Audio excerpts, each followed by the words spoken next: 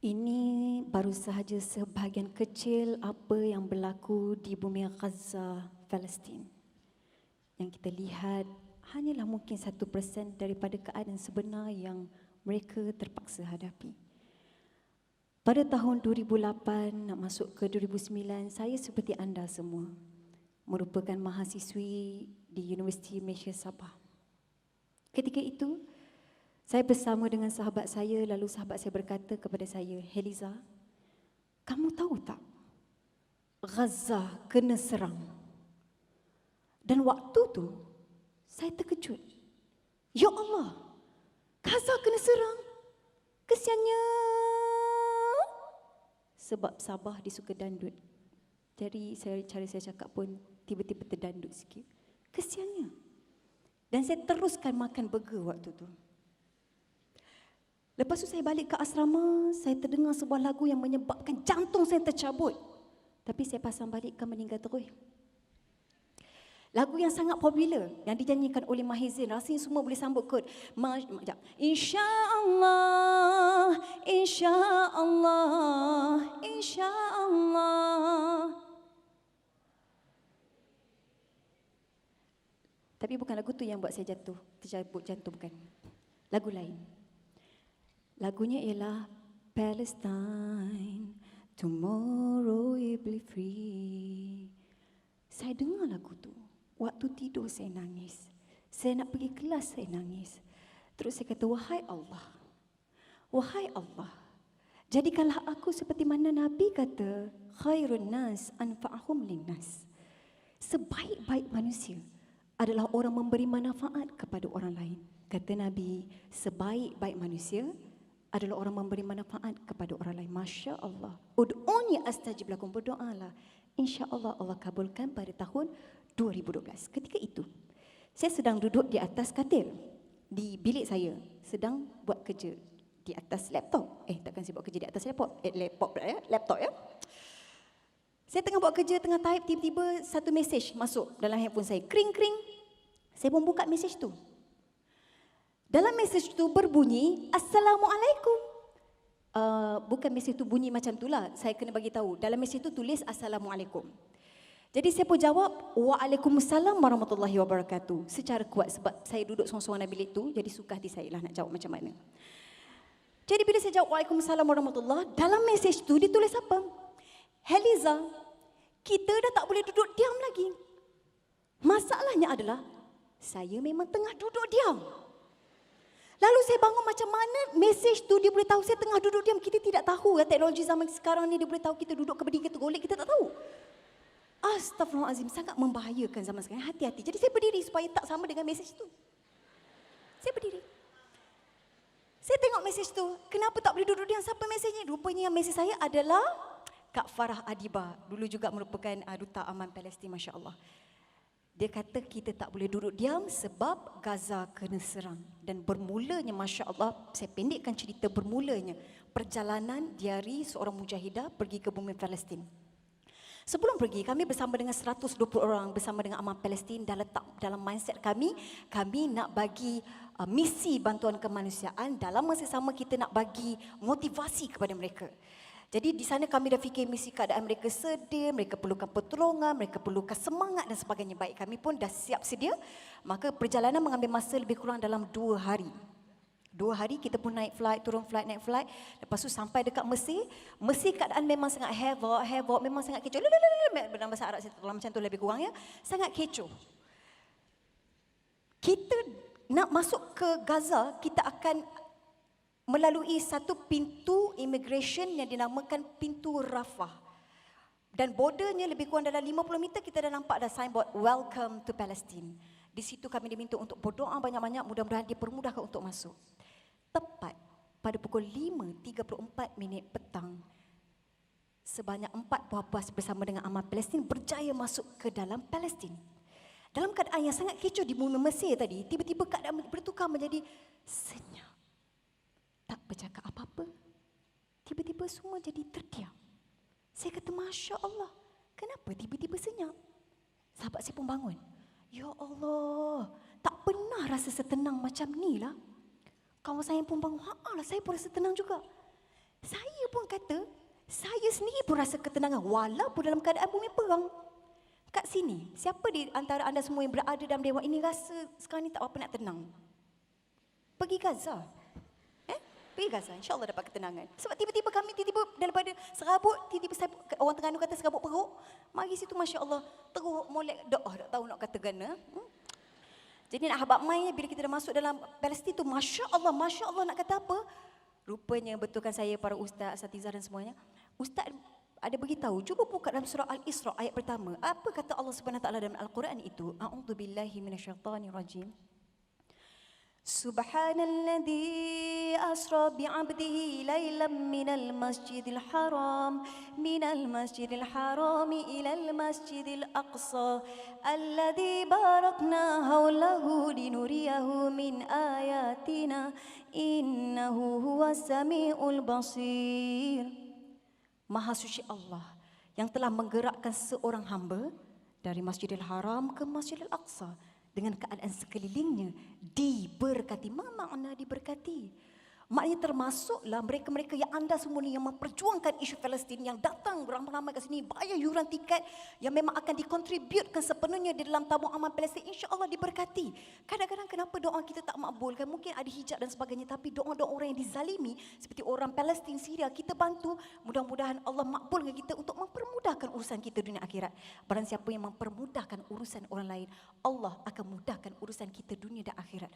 Walaupun keadaan perang, tapi bumi Syam itu adalah bumi barakah. Dulu tidak ada nama Palestin, dulu tidak ada nama Syria. Dulu dipanggil bumi Syam yang terdiri daripada 4 buah negara, iaitu Palestin, Syria, Jordan dan juga Lebanon. Inilah bumi Syam. Tapi sekarang ni dah dipecah-pecahkan nama-nama itu, dan bila kita masuk ke dalam, masya-Allah, rasa sangat tenang.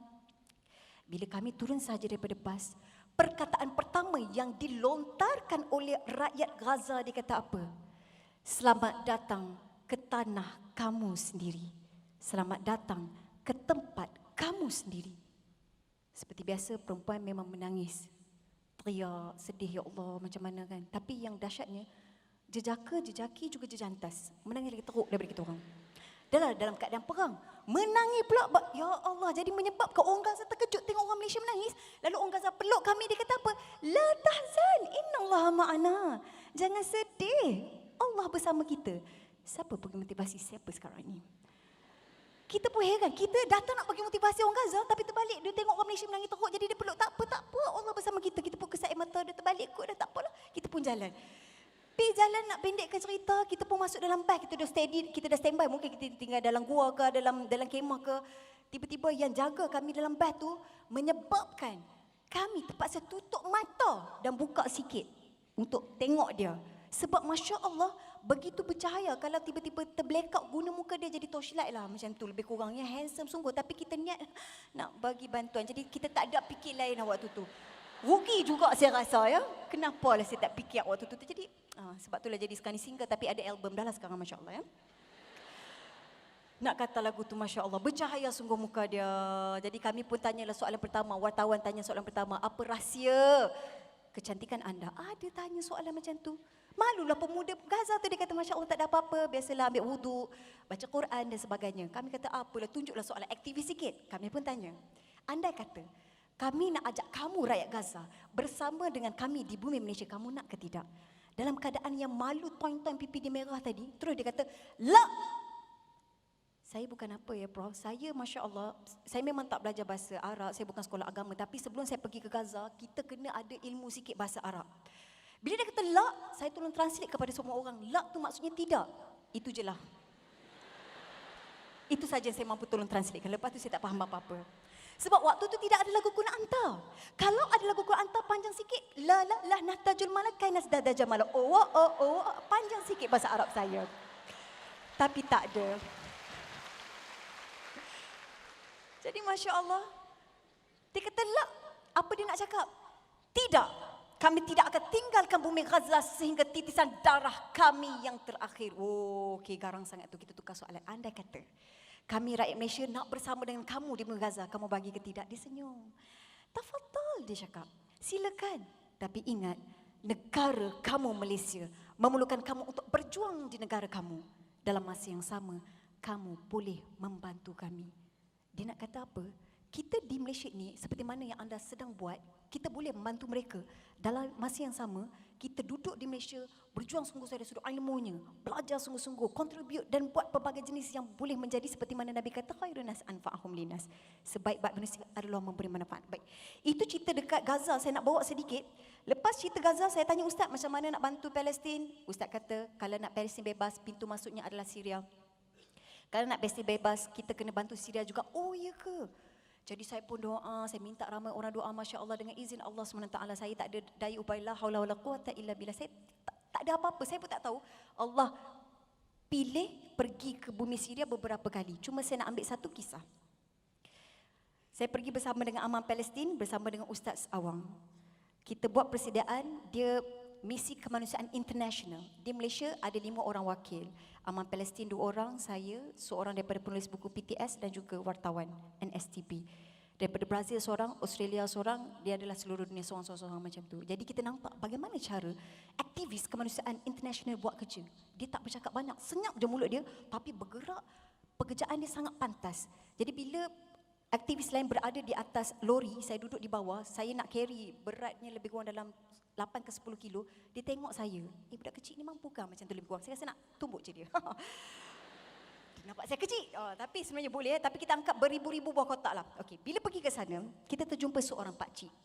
Kami pun tanya, wahai pakcik, kalaulah bantuan kemanusiaan tidak sampai di sini, apa yang pakcik dan sahabat lain makan? Pakcik senyum, dia kata, wahai anak, kalau bantuan tidak sampai ke sini, apa yang kambing makan, itu yang kami makan.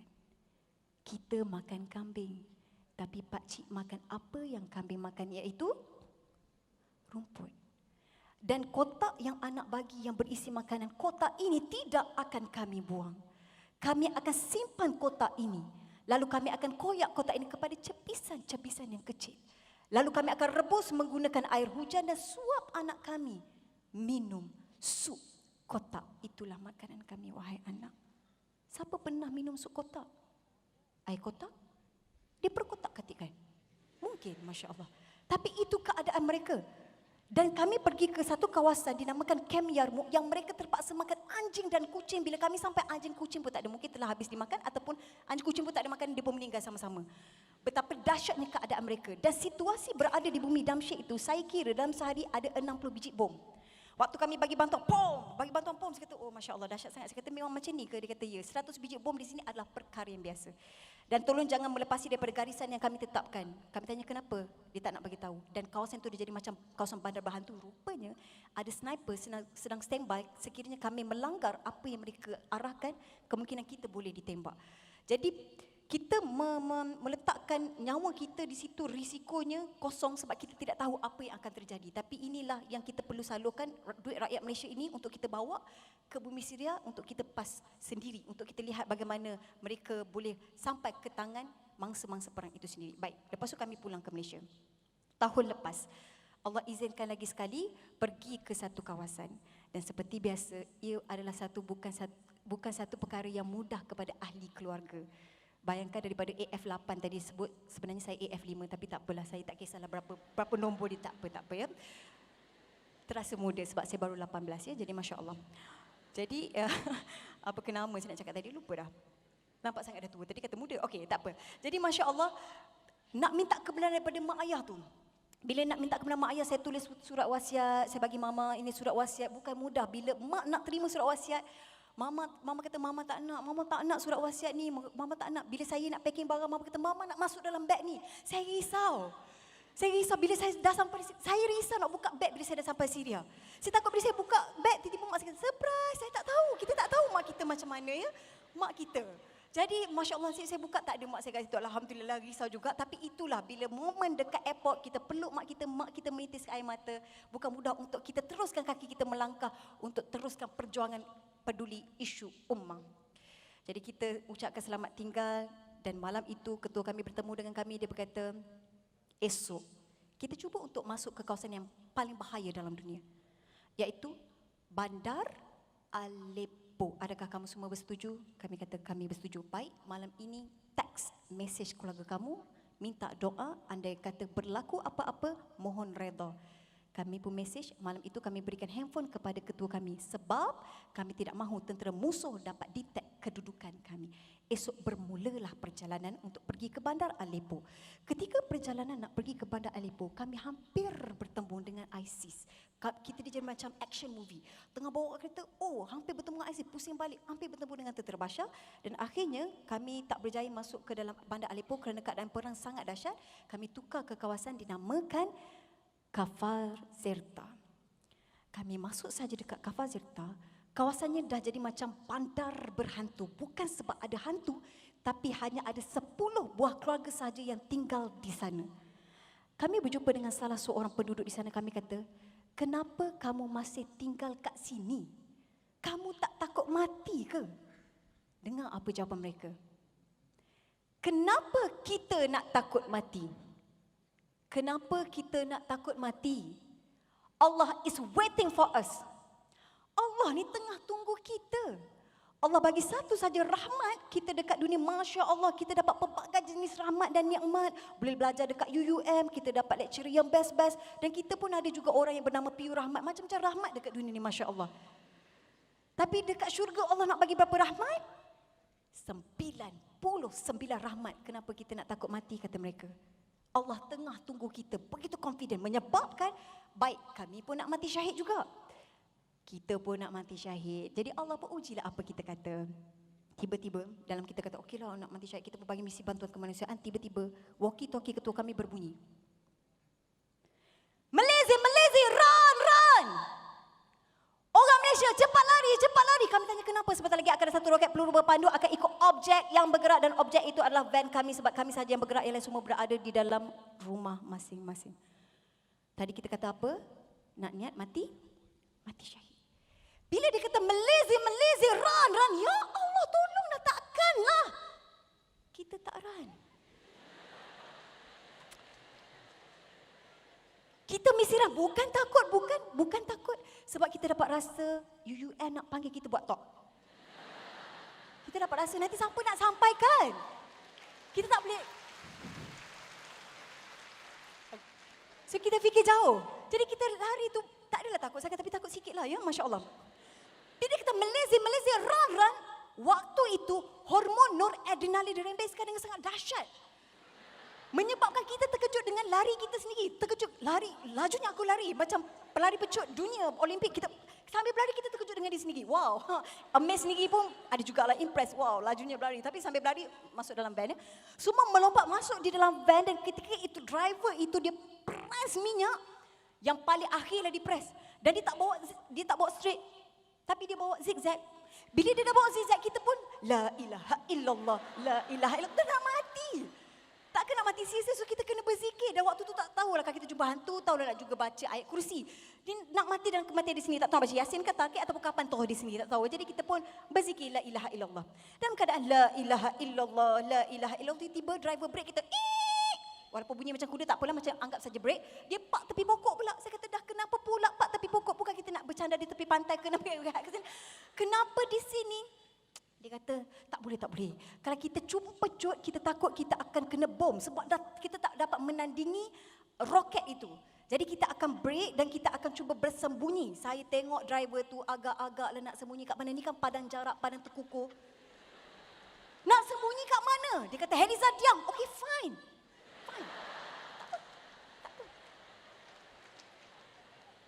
Walaupun waktu tu kenapa pula kena. Okey, waktu kita berjalan tu kat mana nak sembunyi, memang tak nampak pada jarak pada tu kuku, tak ada apa-apa. Pokok pun tak apa nak ada pokok sangat.